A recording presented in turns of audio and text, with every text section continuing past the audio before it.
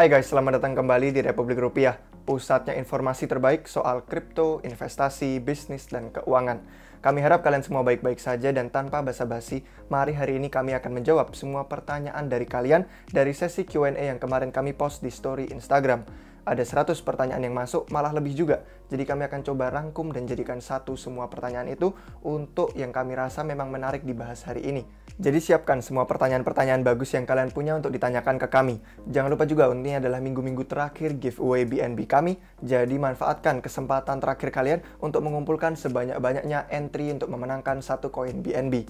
Pertanyaan pertama, mudahan mana sih? Kripto atau saham? Terus dari mana kita bisa analisa fundamental kriptonya? Ini dari Aldi_Dwip. Intinya itu sama aja, saham menggunakan model platform yang sama soal trading. Seperti dulu, CZ yang dari Binance itu sebelum mendirikan Binance, dia bekerja di bursa saham sebagai pengembang software untuk trading. Nah, pengalaman dia inilah yang membuatnya jadi siap untuk menyentuh industri kripto juga waktu saatnya tepat.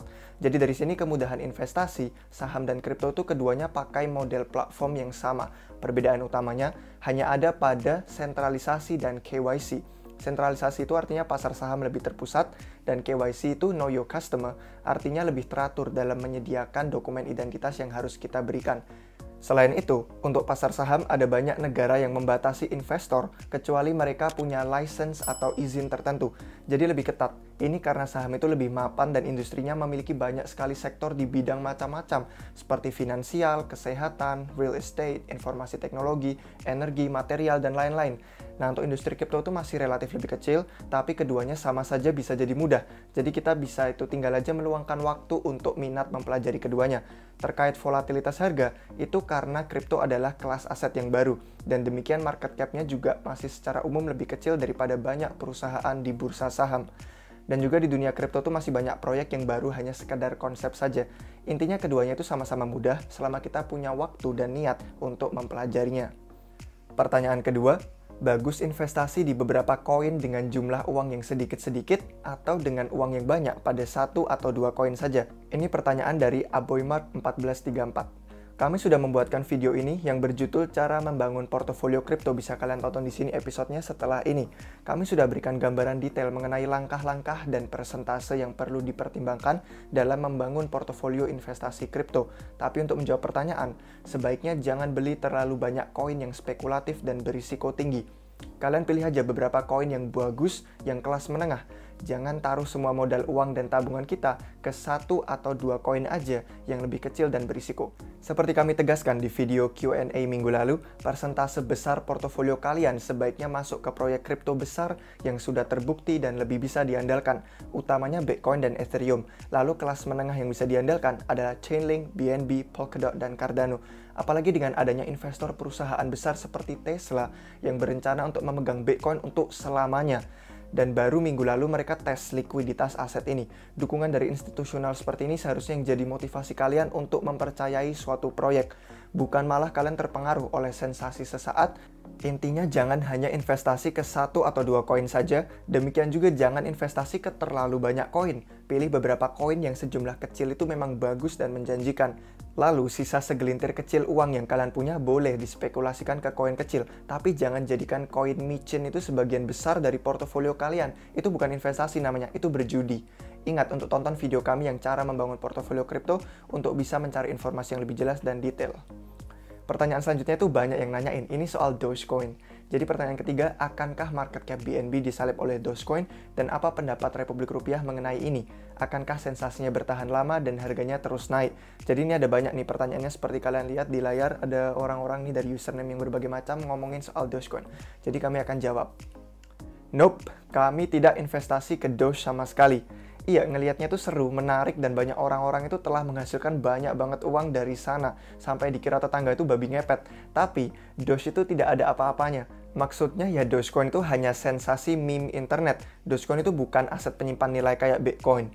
Bukan platform smart contract kayak Ethereum atau BNB. Bukan proyek layanan Oracle kayak Chainlink.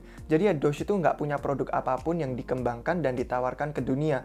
Iya, Harganya mungkin masih akan terus naik dan ya seru ngeliatinnya itu harganya naik. Tapi nggak ada alasan fundamental atau teknikal apapun di balik kenaikan harganya.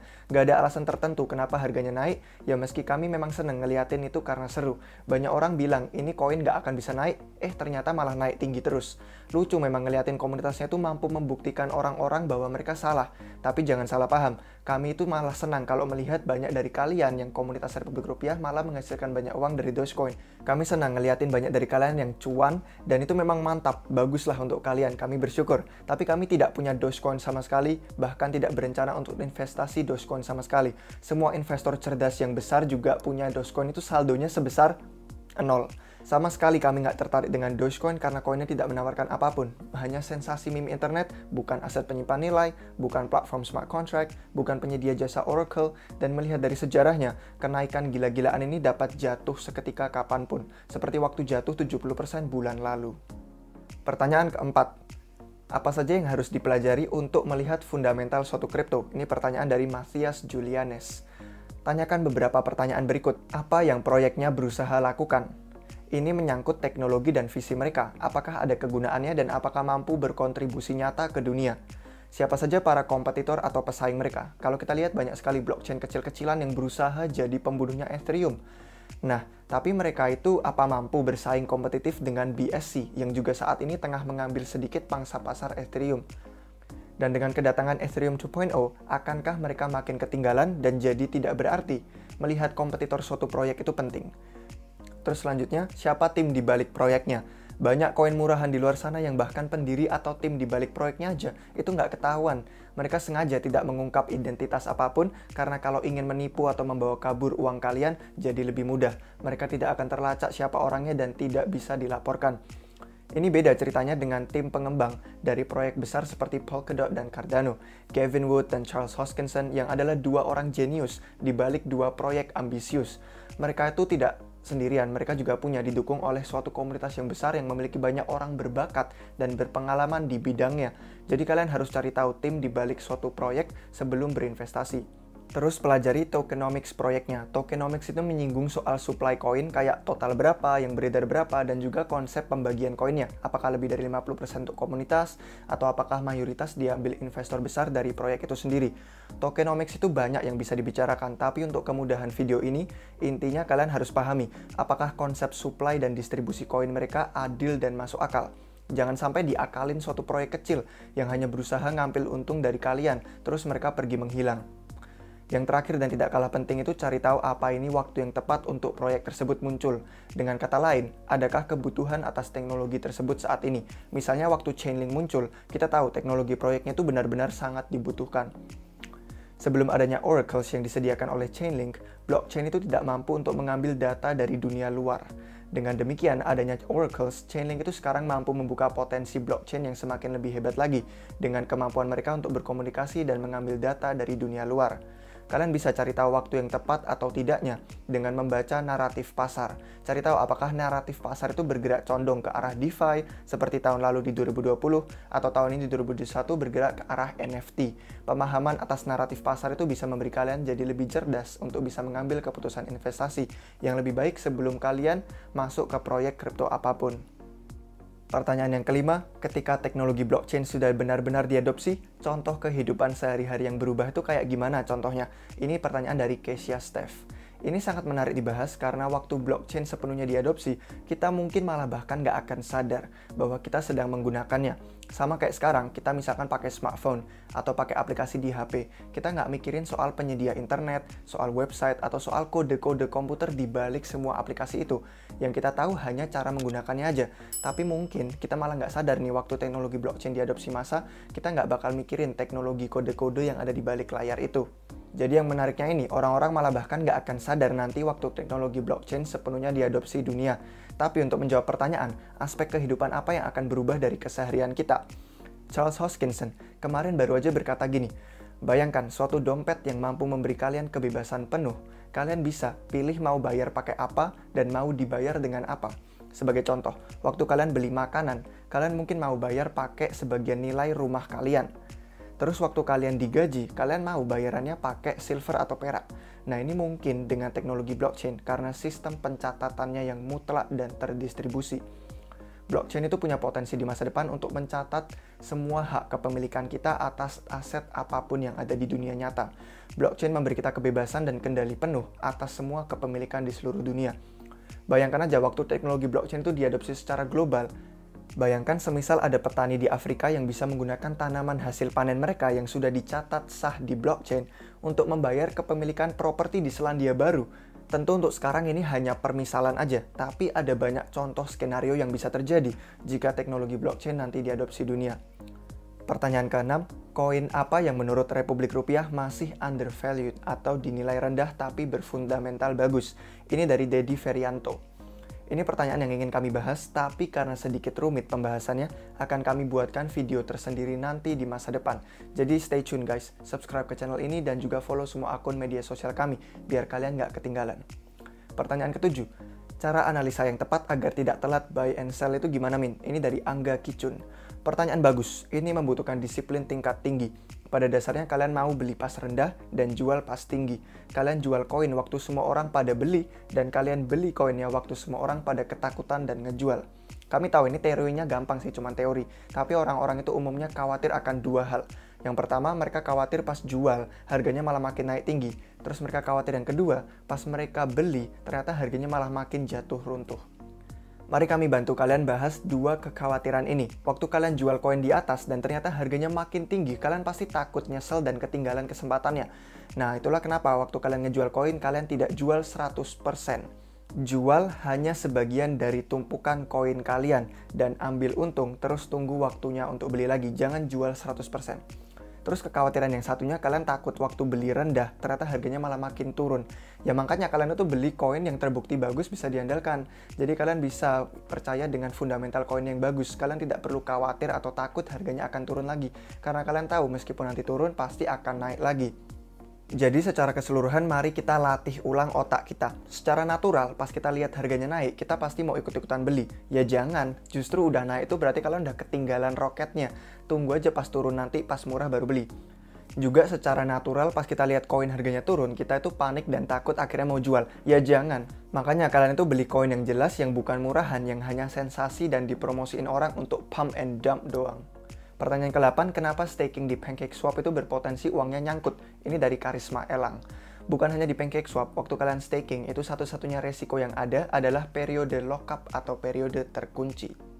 Tidak semua bentuk staking, tapi kadang ada staking itu yang punya dan mengharuskan fiturnya itu kalian setuju untuk mengunci jumlah token atau koin dalam periode waktu tertentu sebelum bisa ditarik kembali. Jadi risikonya ya pas token atau koin kalian naik atau jatuh harganya, karena terkunci, kalian nggak bisa tarik itu dan nggak bisa jual koinnya.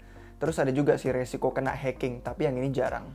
Pertanyaan ke-9, kenapa harga DOT masih belum tembus all time high-nya padahal proyeknya besar dan bagus? Ini dari Juanda 1887. Nah, ini selalu ada yang namanya periode konsolidasi dan periode akumulasi dengan setiap proyek kripto. Konsolidasi adalah penyesuaian harga pada tingkat yang baru.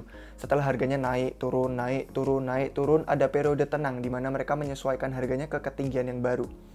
Ini adalah waktu yang bagus untuk orang-orang akumulasi. Artinya mereka membeli dan mencoba mengumpulkan lebih banyak koinnya. Ini terjadi dengan setiap proyek. Terkait Polkadot sendiri, ada banyak pengembangan dan acara-acara besar yang akan terjadi dalam beberapa bulan mendatang. Jadi kami antisipasi harganya itu akan naik. Dan waktu tenang sekarang ini adalah waktu yang tepat untuk kalian beli dan mengumpulkan koin mereka sebanyak-banyaknya. Terus waktunya menjual itu adalah pas harganya orang-orang itu ngelihat udah naik dan mereka berharga. Akhirnya mereka ikutan beli dan harus beli dari kalian yang sudah punya banyak tumpukan koinnya.